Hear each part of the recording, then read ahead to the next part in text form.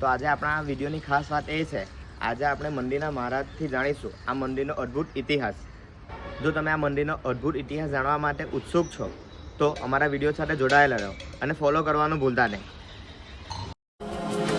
शंकर शिव भोले उमापति महादेव, शंकर शिव भोले उमापति महादेव, पालनहार परमेश्वर विश्व रूप महादेव, पालनहार परमेश्वर विश्व रूप महादेव.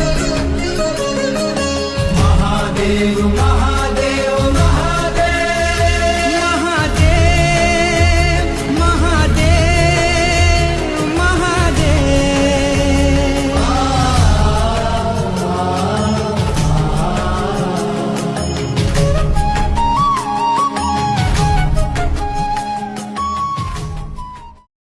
નમસ્કાર મિત્રો, તો આજે આપણે જોડાયા છે હજીરા ખાતે આવેલ ભાઠામાં સ્વયંભૂ કામનાથ મહાદેવજીના મંદિરે.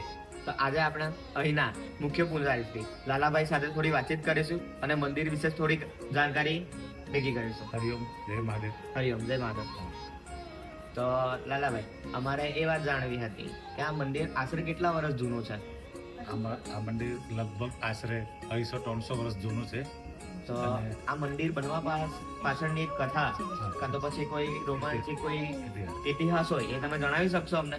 હા, આ મંદિરનો ઇતિહાસ એવો છે કે આજથી લગભગ 250-300 વર્ષ પહેલા અહીં એક ગૌ માતા, તે સમયે મંદિર કોઈ અહીંયા હતું નહીં, તે સમયે ગૌ માતા અહીં આવીને ઊભા રહી જતા હતા અને એમના આંચળમાંથી દૂધ નીચે ગ્રહણ જમીનમાં થઈ જતું હતું.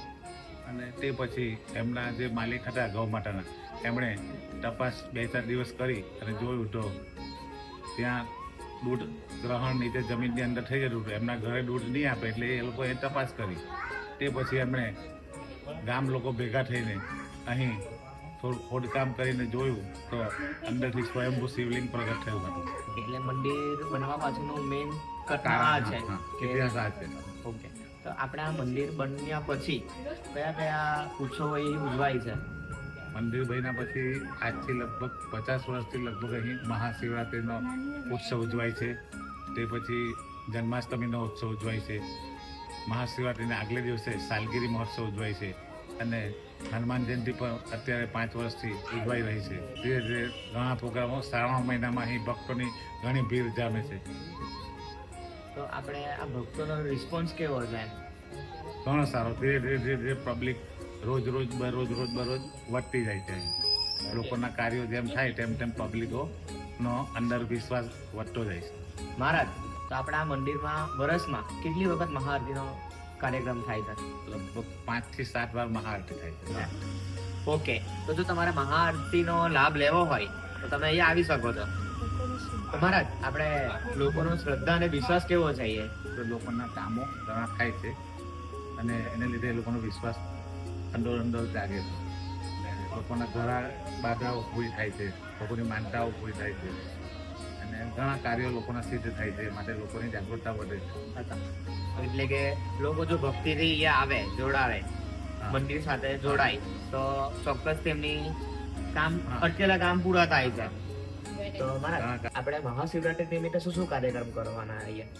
અહીં મહાશિવરાત્રિને આગલે દિવસે અમારી મંદિરની સાલગીરી હોય, બારસની મહાવત બારસને દિવસે સાલગીરી હોય મંદિરની.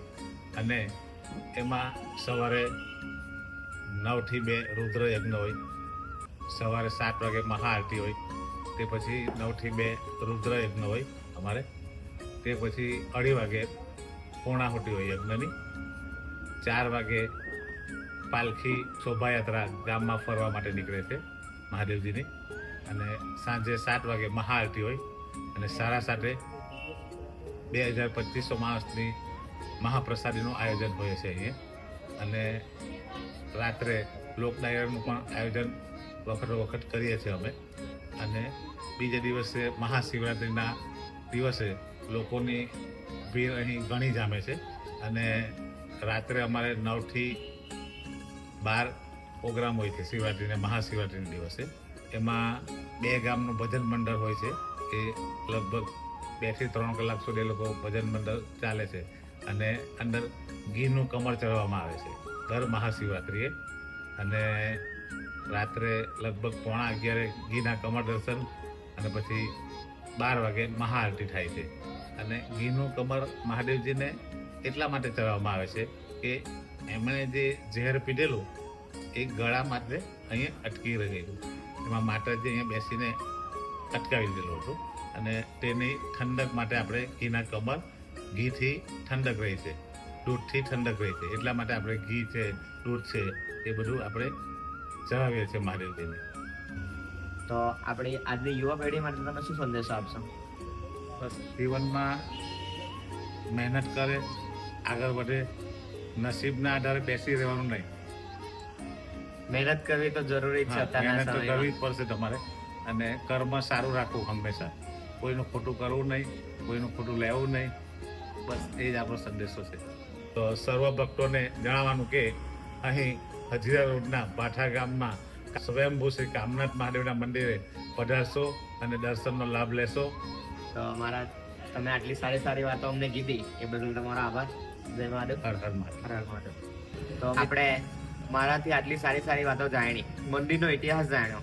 ભાઠામાં ખબર છે લોકોને કે ભાઠામાં ખૂબ સુંદર મંદિર આવ્યું છે અને આટલો રોમાંચક ઇતિહાસ છે. તો આવા કંઈક ને કંઈક નવા વિડીયો માટે અમને ફોલો કરો અને આવું નવું નવું જાણવા માટે અમારી સાથે જોડાયેલા રહો.